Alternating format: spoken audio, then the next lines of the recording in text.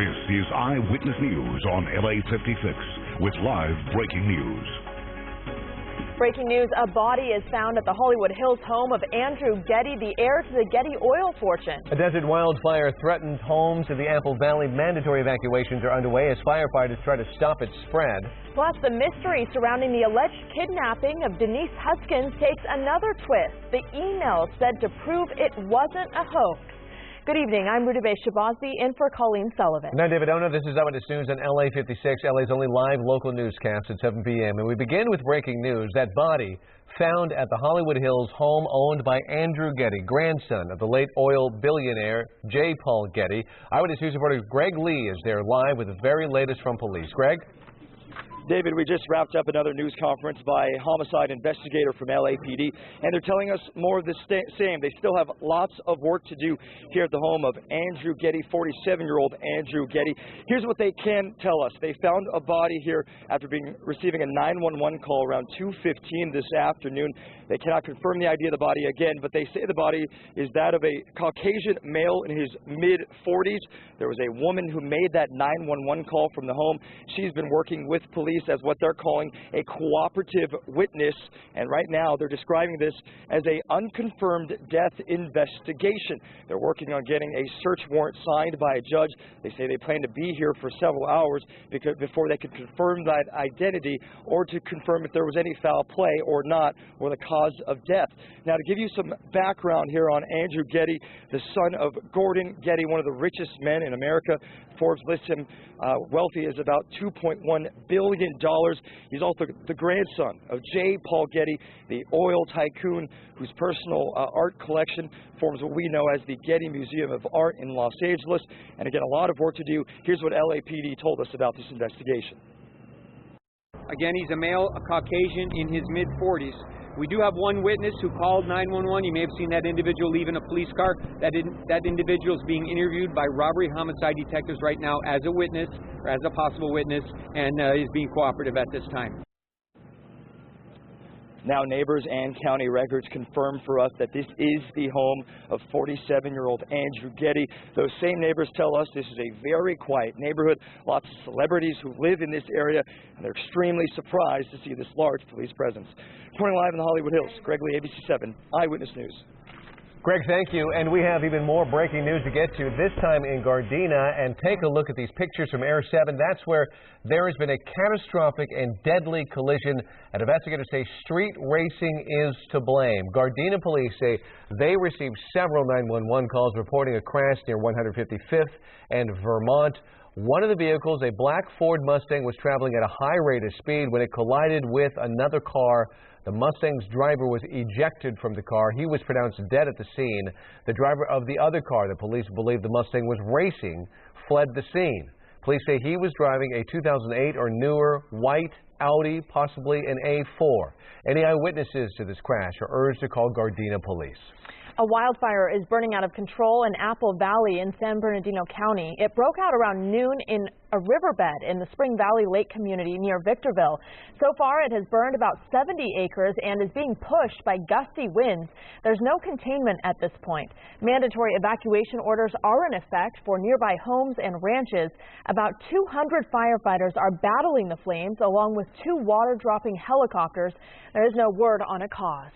Right now, let's check in with Jonathan Novak to look at the weather conditions and how this will affect the fire and the rest of the week. Yeah, we've got some windy conditions, Rudabe, folks, not just for tonight, for the rest of tonight into tomorrow morning, in fact. We have a couple of periods and bouts of winds for the rest of the week. A wind advisory is in effect right now, and this goes until, depending on where you are, 9 a.m. in the Los Angeles County mountains. And if you head up toward the Victorville area, you're looking to about 3 a.m. on Wednesday for that wind advisory for gusty conditions throughout those areas and through the passes of Ventura County and through the mountains there until Wednesday at 9 a.m. If you look at some of the current conditions right now, look at Palmdale, 23 miles an hour for the wind speed there.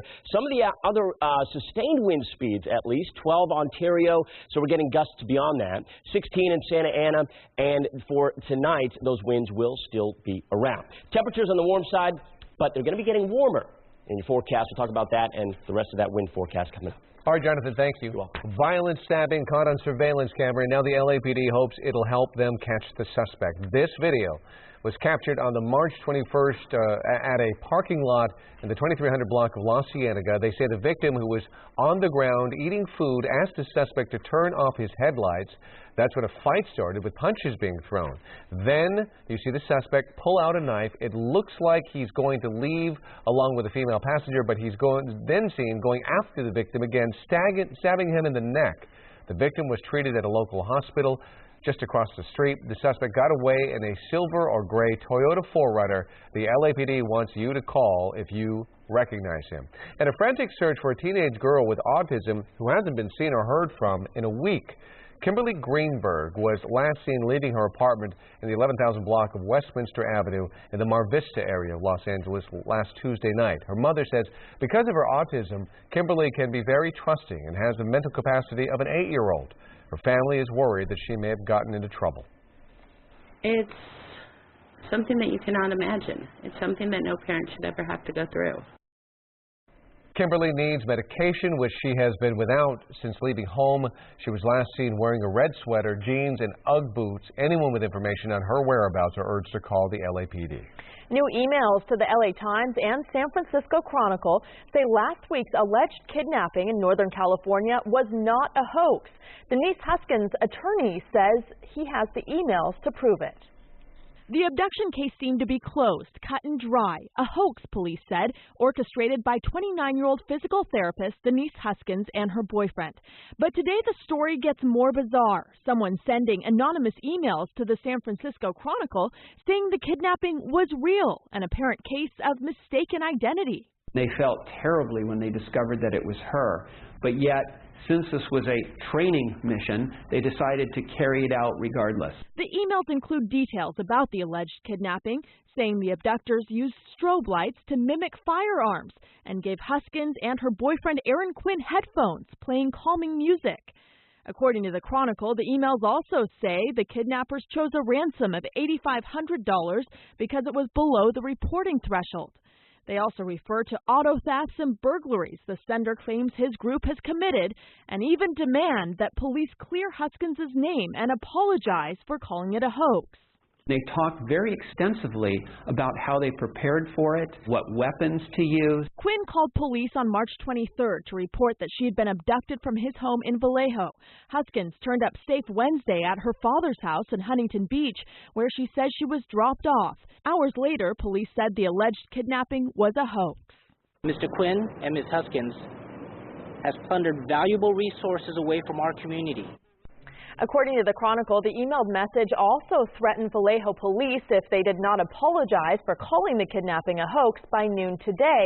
So far, no word on anything happening there, and police in Vallejo have declined to comment. Well, troubling new information about the co-pilot of the Germanwings plane that crashed last week, killing all 150 people on board. Lufthansa, Germanwings' parent company, now says it knew 6 years ago that Andres Lubitz suffered from a, quote, serious depressive episode.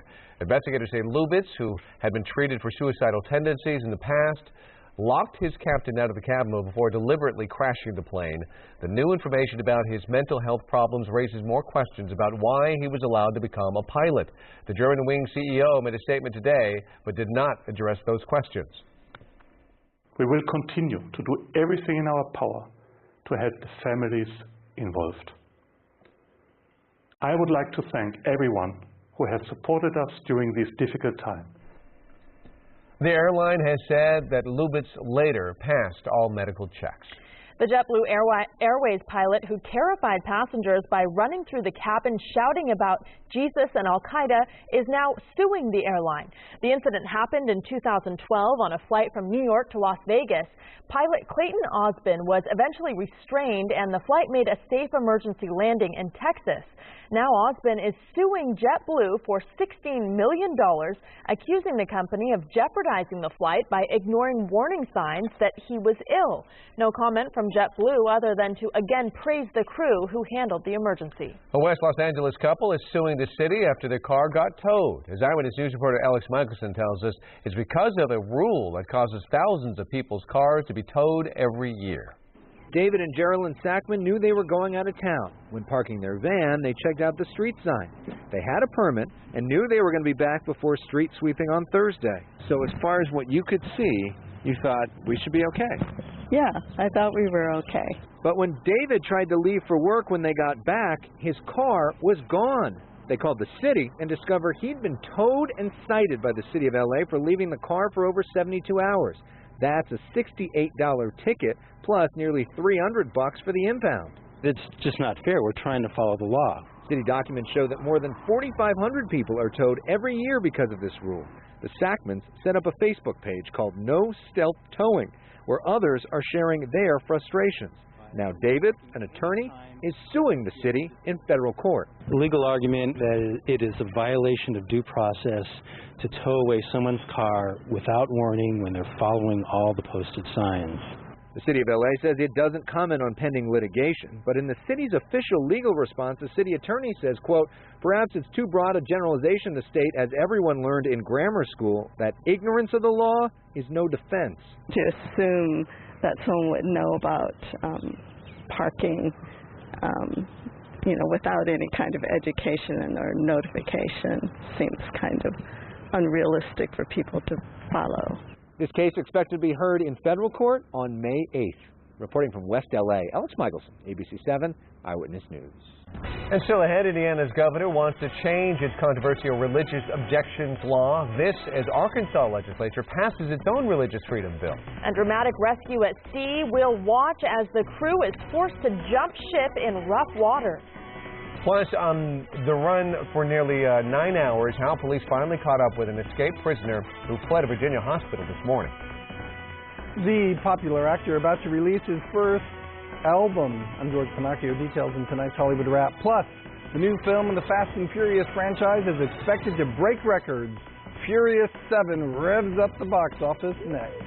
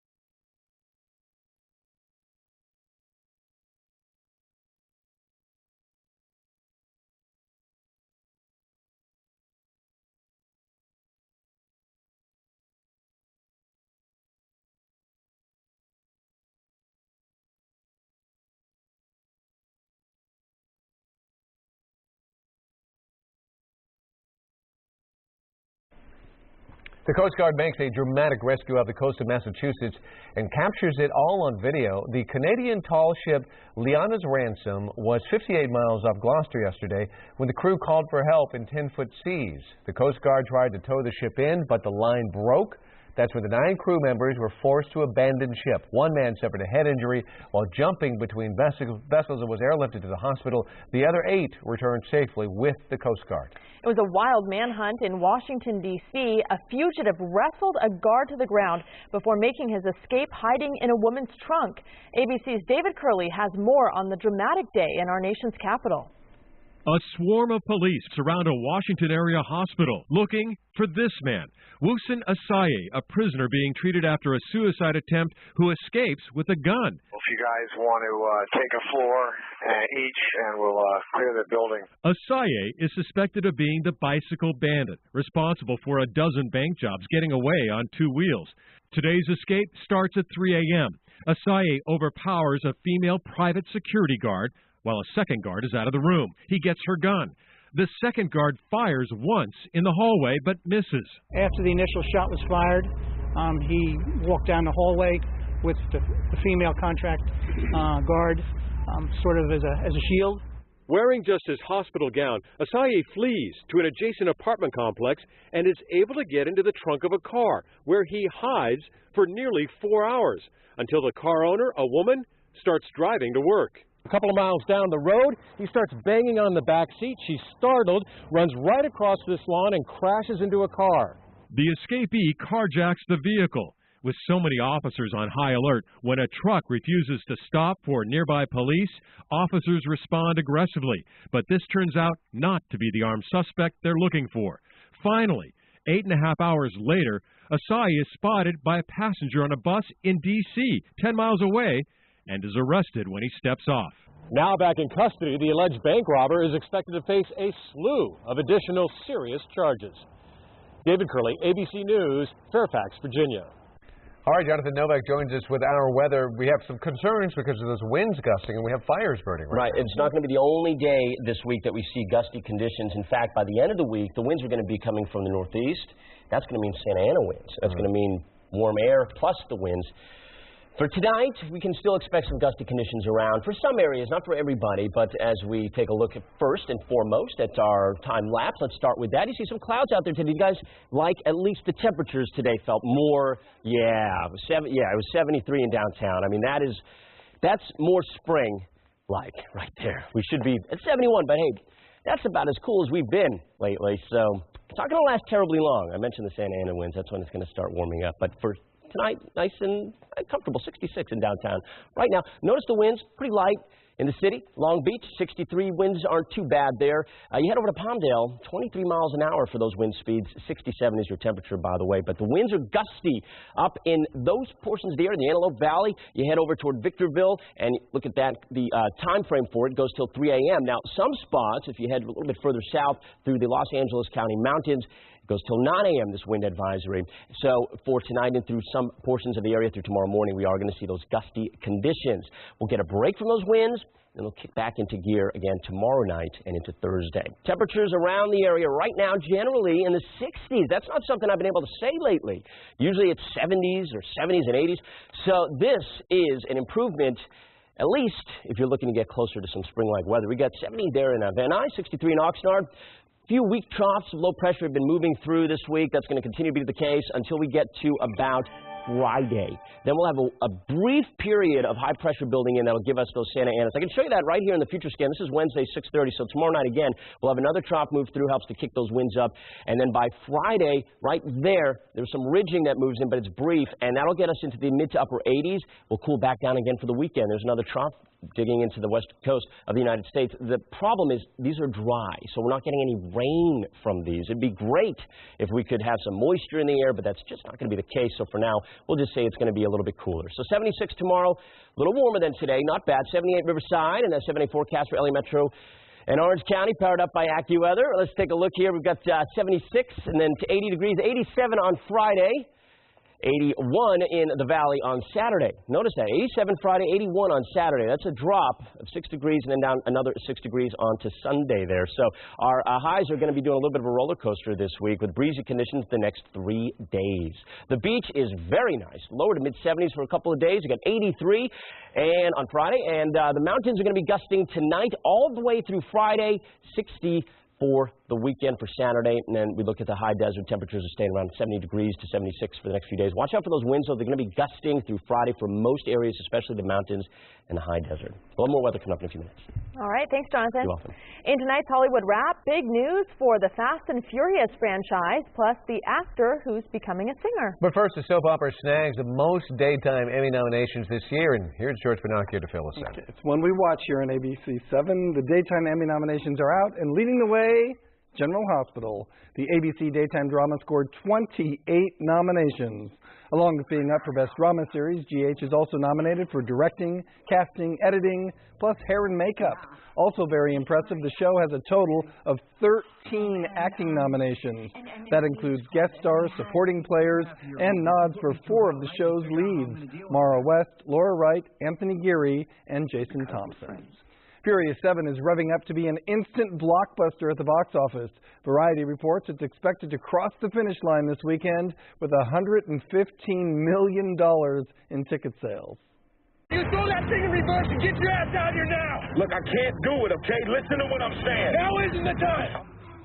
If the film hits the estimated box office, it'll make franchise history, and it'll set a new record for an April opening. The film reportedly cost $190 million to make, but analysts think Furious 7 will be the highest-grossing film in the franchise. In other box office news, the horror film It Follows is scaring up more business. For the 3rd consecutive week, it will expand into more theaters. It initially opened on just 4 screens. On Friday, it will be in 1,655 theaters. It Follows is expected to become Radius's biggest moneymaker ever. It was initially set to be on DVD and VOD last Friday, but since it's doing so well, those plans have been postponed. Fans of the Rolling Stones are sure to get some satisfaction this spring. Today, the Stones announced a new 15-city stadium tour. People say, how come you're still doing this? But I can't believe I did this when I was 20. Back in the road and in my element. That's how I feel. The Zip Code Tour will reunite lead singer Mick Jagger, guitarist Keith Richards and Ronnie Wood, as well as drummer Charlie Watts. They'll play Dallas, Atlanta, Orlando, Nashville, Minneapolis, Detroit, and Buffalo. But it all kicks off down in San Diego when the Stones paint it black on May 24th. That's the closest the tour gets to LA. Tickets go on sale April 13th. Finally, David Duchovny is doing something new. He's releasing an album. Duchovny announced today he'll release his first musical album called Hell or High Water on May 12th. It will include 12 tracks that he wrote. The star of The X-Files and Californication says making the album was a dream come true. And that is tonight's Hollywood Wrap. David, Rudiger. All right. Thanks, George. Still ahead, Arkansas passes a controversial religious freedom bill as Indiana's governor backpedals from the one he signed just last week. Plus, one child is no longer the ideal in China. Why the Communist Party is now pushing families to aim for 2 children. And millions of dollars worth of unique diamonds stolen from a Temecula jewelry store. Surveillance video captures the thief in action.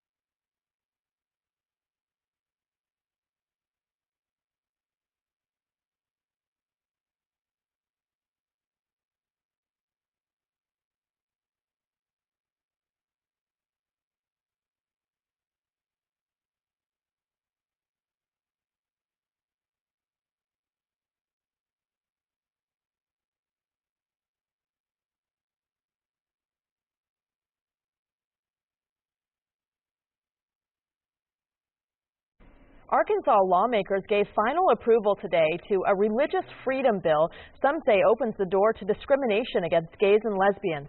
The governor says he will sign it. Indiana Governor Mike Pence signed a similar bill last week. It allows business owners to turn customers away if they feel serving them infringes on their religious beliefs. But the state is feeling a lot of pushback. Other states are banning taxpayer-funded travel to Indiana, and the NCAA is reconsidering its investment there. Now lawmakers are revisiting the bill. It would be helpful to move legislation this week that makes it clear that this law does not give businesses a right to deny services to anyone. A bill to fix the religious freedom law is expected to be taken up this week, but Indiana Democrats want the law repealed, saying clarifying the wording falls short. In China, the Communist Party is relaxing its one-child policy amid a growing population crisis. For decades, the party pushed one-child propaganda, even using heavy fines and forced abortion to curb population growth. But now, the world's second-largest economy is facing a rapidly aging population and shrinking workforce. The party is now pushing ads with a new ideal family with 2 children. We're updating the evening's top stories next at 7:30. It's like something out of Mission Impossible. Jewelry thieves break into this store, take close to 4 hours to bust the safe open, and then get away with nearly $4 million in jewelry. I'm Rob Millen in Temecula. The whole thing was caught on camera. We'll show you surveillance video coming up. We got some good news for passengers who like to use ride-sharing apps on their cell phone. Wings and Uber are now fully accepted at one local airport. I'm Hugh McCrae. I'll tell you which airport we're talking about coming up.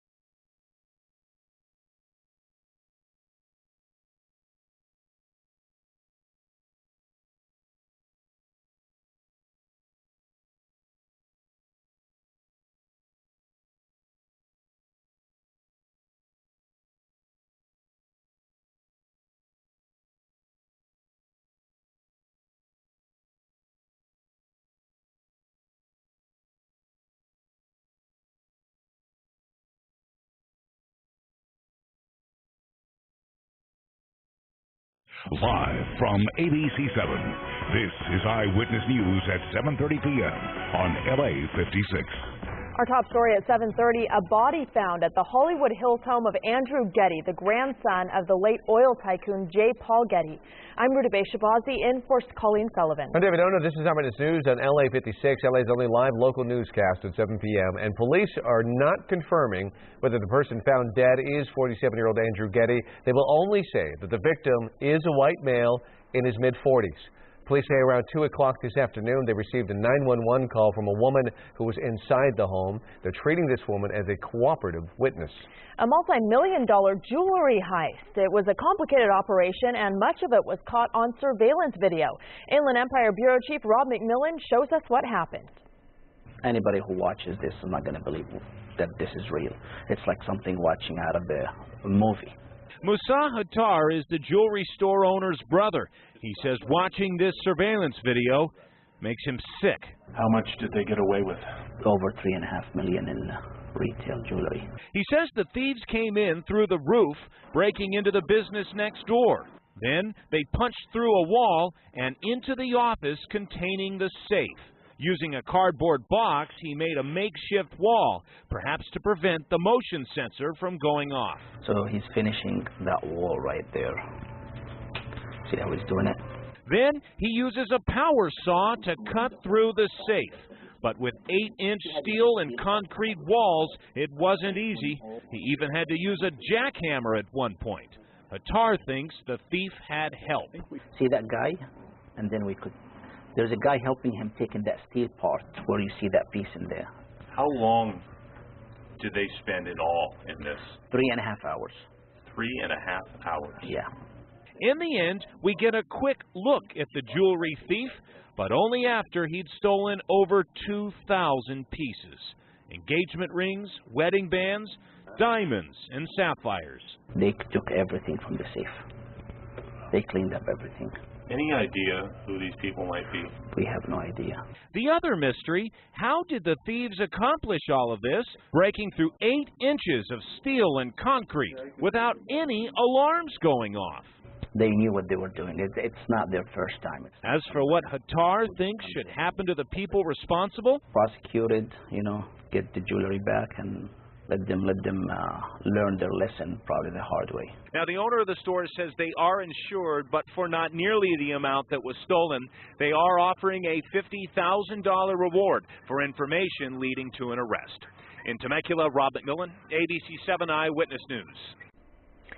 And the search is on for 2 outstanding suspects wanted for the assault and robbery of an elderly man walking in Pasadena. Police identified the 2 remaining suspects as 19-year-old Gabriel Anthony Mixco of Rowland Heights and an unidentified female in her teens. The other 2 suspects turned themselves in to authorities yesterday. Their bail is just over $1 million each. The victim, an 87-year-old man, was brutally beaten on his morning walk last Friday near the Rose Bowl. Without the assistance of the concerned citizens that called in and gave tips, we may not have identified the suspects as quickly as we did. The victim suffered major head trauma and remains in critical condition. The fight to raise the minimum wage took center stage across LA today. The day began with a march by union members at a downtown produce market. Then the Board of Supervisors commissioned a study to look at the impacts of raising the minimum wage, saying 2.7 million county residents live below the poverty line. Also today, U.S. Labor Secretary Tom Perez, along with Mayor Eric Garcetti, visited Bobrick Manufacturing in North Hollywood. It starts with making sure that people earn a decent wage for a decent day's work. Nobody who works a full-time job in this country should have to live in poverty. When you are increasing the minimum wage, there are businesses that just aren't going to survive. That's a fact. Mayor Garcetti is pushing for a $15 an hour minimum wage proposal in the city. He says in the long run, it'll inject more money into the local economy. The California Secretary of State's office is pushing for automatic voter registration for anyone getting a new driver's license. The proposal is modeled after a new Oregon law which uses DMV data to automatically register eligible voters. California saw a historically low voter turnout in November 2014 in that election. Only 31% of eligible voters cast their ballots. Supporters say this proposal will increase turnout. It could be a game changer in the way that all these people who currently are not being courted by anybody, not being invited to participate by anybody, will suddenly have the door open for them.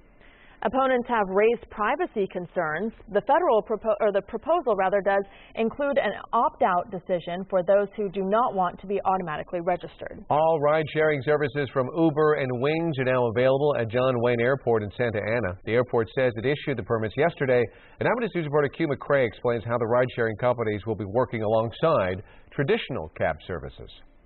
You now have two more options to get yourself home from John Wayne International Airport in Orange County.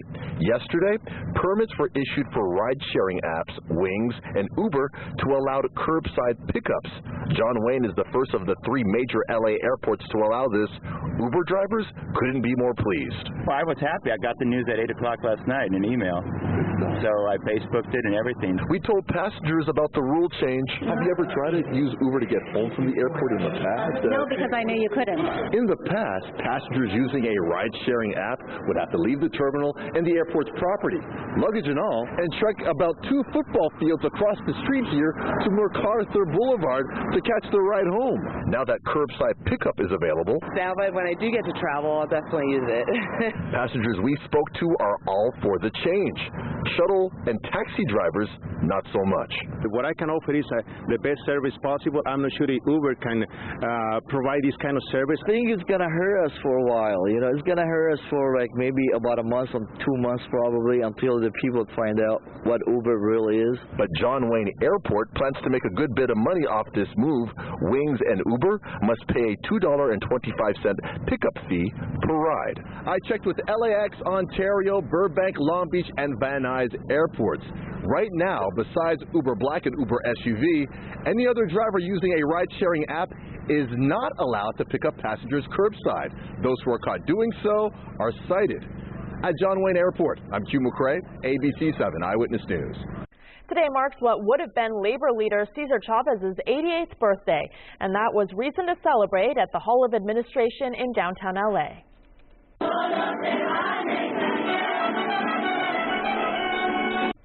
There was mariachi music and folk dancing. LA County supervisors also paid tribute to Chavez during their meeting.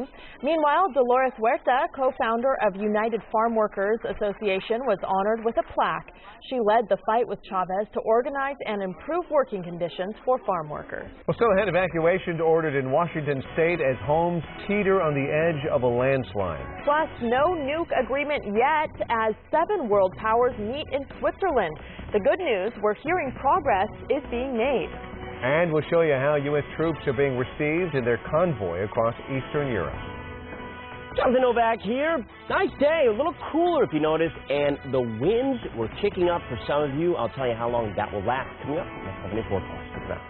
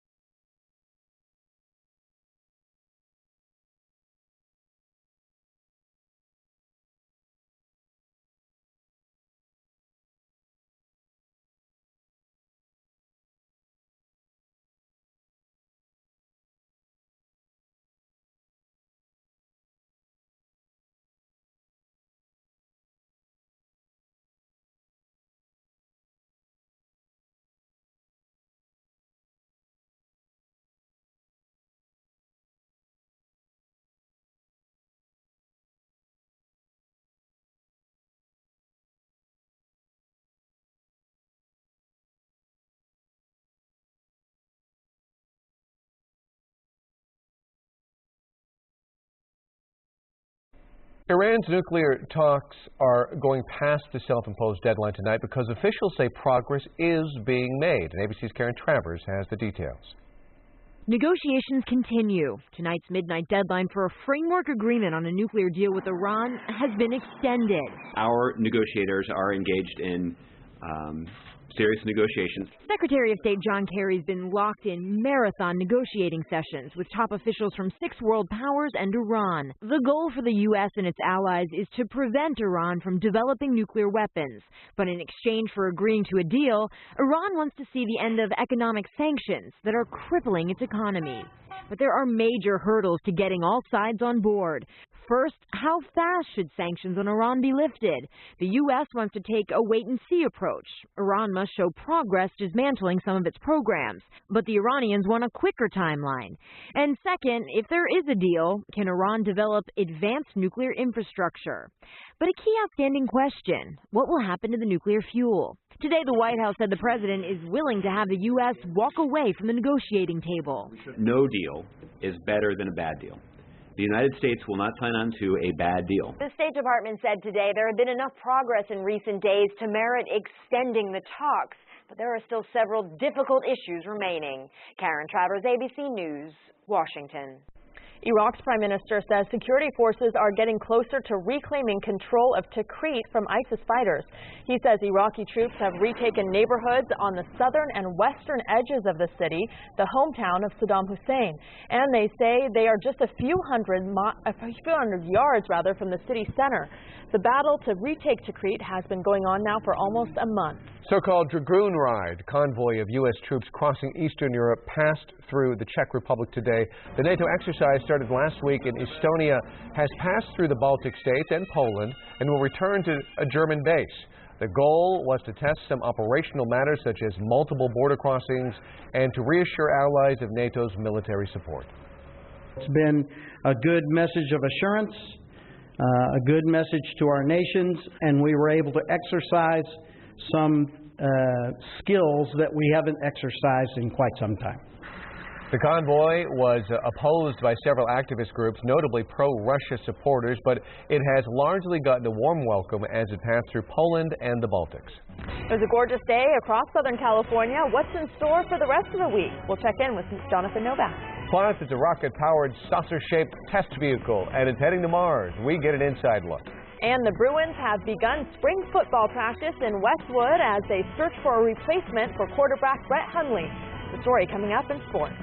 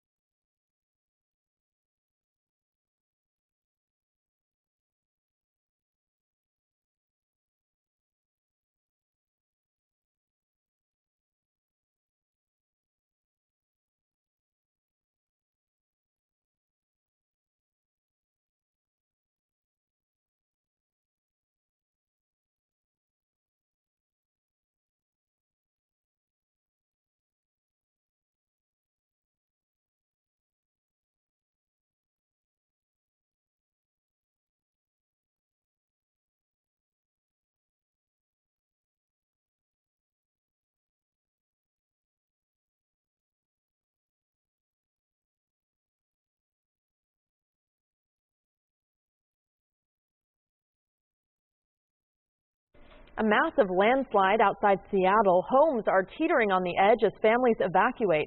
ABC's Neil Karlinski gives us a look at the homes on the brink.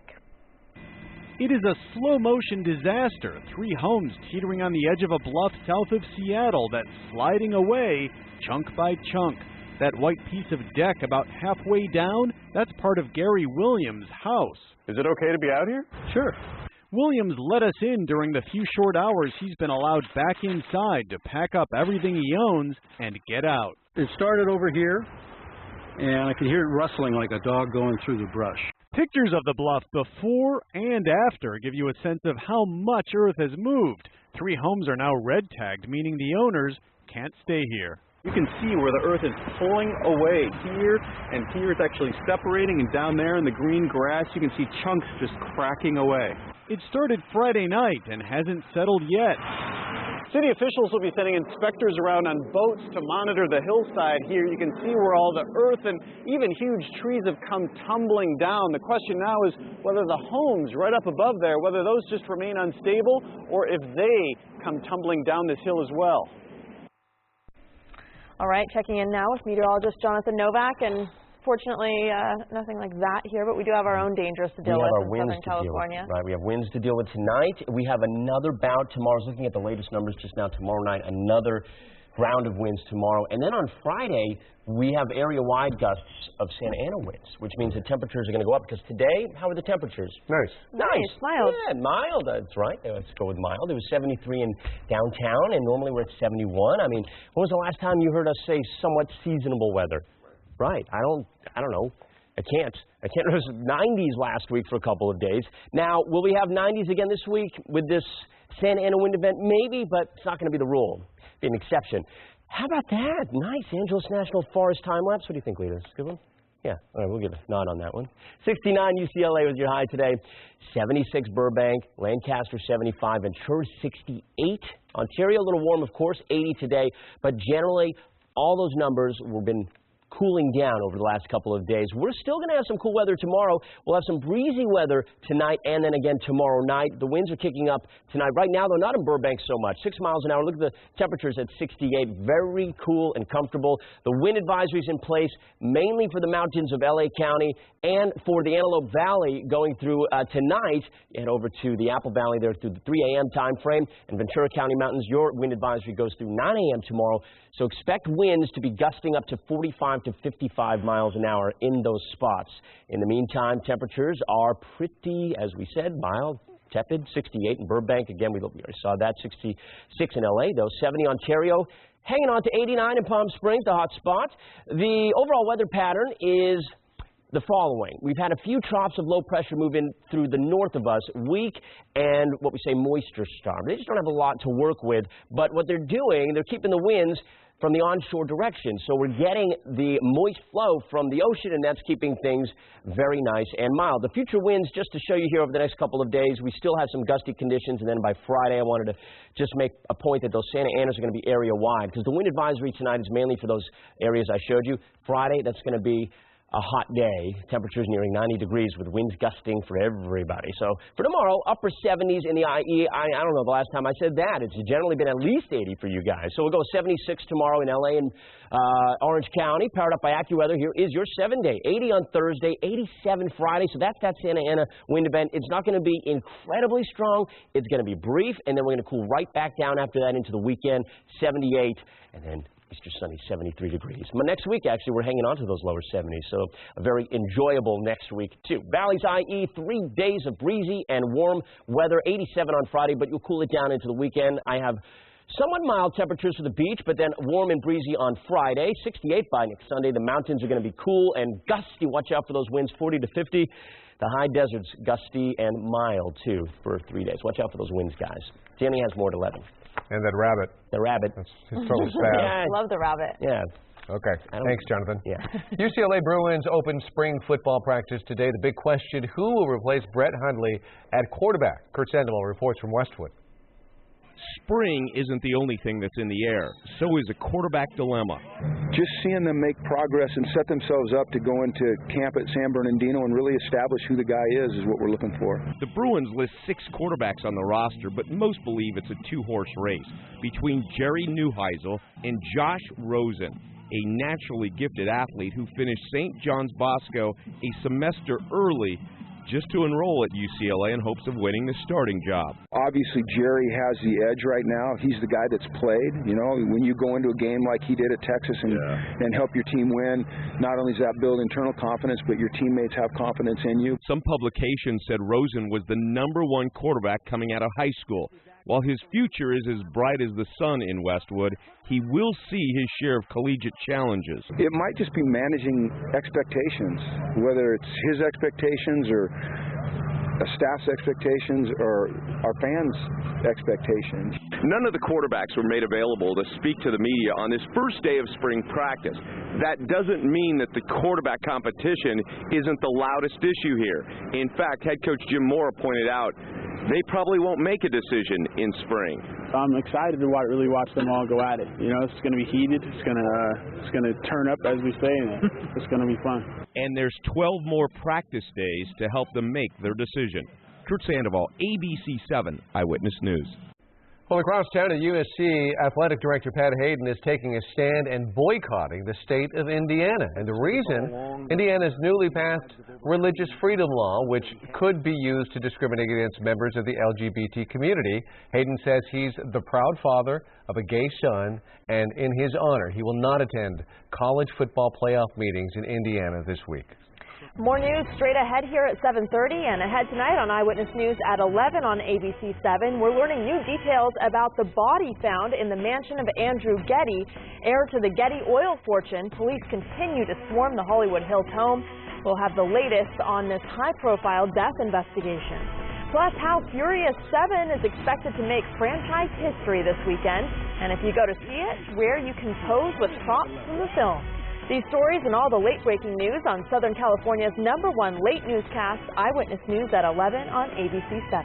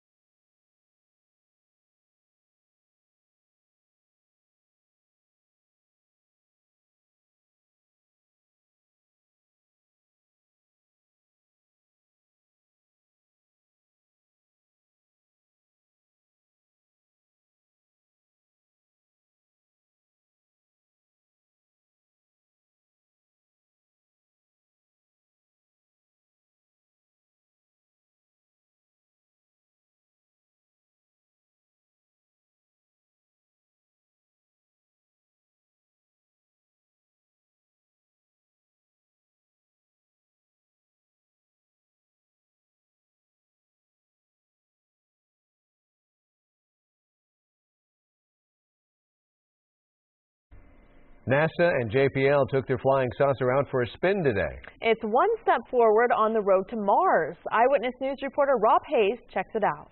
They are the stuff of science fiction, flying saucers. But NASA is turning science fiction into just plain science, with, of course, a wonky name. LDSD, low-density supersonic decelerators. Fortunately, the NASA folks unofficially refer to this as their Mars saucer, though not necessarily a flying saucer. It does look a lot like a flying saucer, but for us, it's much more than that. Yep, NASA experts are hoping their saucers will help them slow down and land bigger things on Mars. Take a look at this cool animation NASA gave us, showing us how their saucer will help land equipment and maybe even people on the red planet.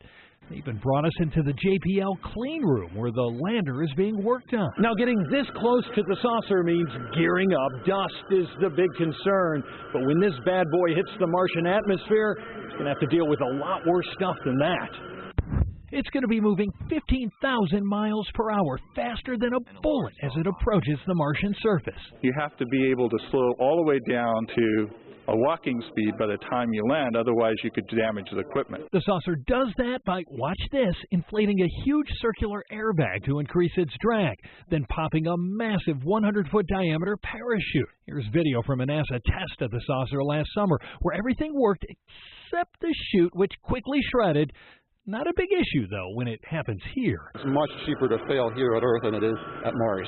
The JPL scientists will be doing more of these tests this June and next summer. If the program works, NASA might be able to beat these guys to the punch. It hopes to get its saucers to Mars sometime after 2020.